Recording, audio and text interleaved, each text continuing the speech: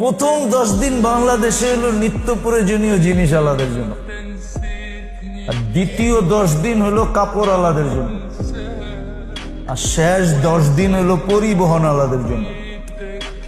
যে লেখছে আর যে কইছে খুব সুন্দর কইছে।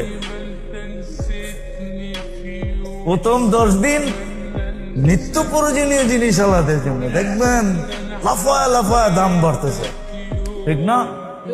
কি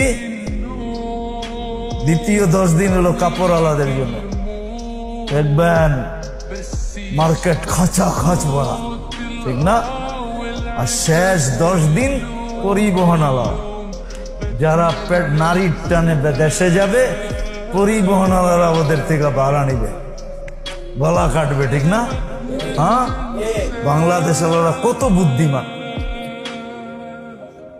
হ্যাঁ, কি কোন গিনিস বুকে নাম দেওয়া দরকার, ঠিক না?